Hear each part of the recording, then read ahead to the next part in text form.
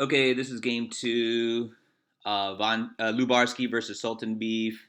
Starts off with the standard e4, e5, knight f3, knight c6, bishop c4, bishop c5.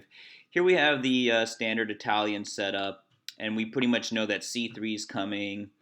Black does a little bit of a passive move by pulling his bishop back first to avoid the d4 thrust. That's a little passive, but playable. Here comes d4, and we know that if we do queen e7, we have a setup from a previous game, and then white castles. And now we have to watch out for this little maneuver here, right, where we've seen this already. E takes D, C takes D, Queen takes E, and then we have the pin here, right? So anytime we have the King and Queen lined up, we know that's going to be some danger. So black just develops naturally. And here we see just not an accurate move. It's not awful, but he plays d5.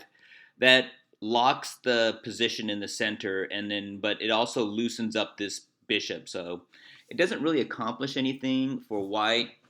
Better was b4, which gains more queenside space, which is where white's got majority of its advantage. So he plays d5, knight b8, going back's fine. He has to pull his bishop back to defend this pawn right here from the knight attack. d6, standard move, opens up the bishop, blocks the center, and now he's actually got four pieces kind of staring down the white position.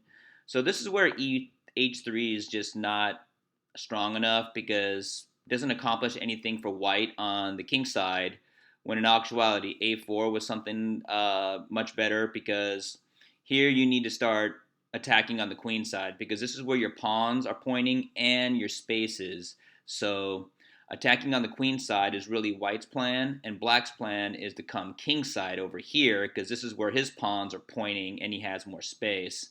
So h3 doesn't accomplish anything. And so black plays h6, which is the same mirrored move, but this is an attacking move rather than just a defensive move. This move was to keep this knight out of this square here, but this move is going to launch this forward because this is the side that black is attacking.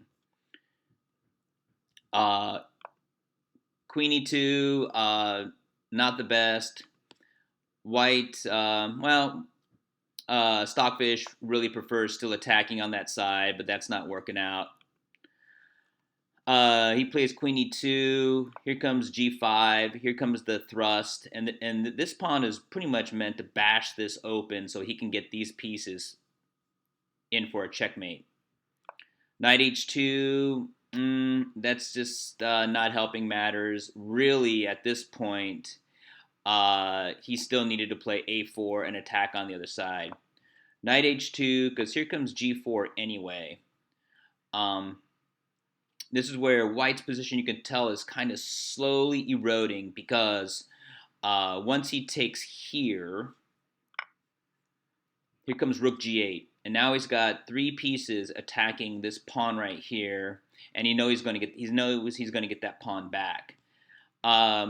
He needed to play knight d2 to hustle some pieces over here for defense, okay, and shut down this attack. With black still having an advantage. But he makes a mistake, and bishop takes h6. By taking on h6, now the attack can't be stopped. Knight takes g4 while attacking this bishop, right? So he gets his pawn back while in attack. And it could just be that white kind of folded under the pressure right here. He has to hustle that back. Knight takes h2. King takes h2. This allows the queen to come in the game with a lot of force. Check. Bang. Has to go back, only move.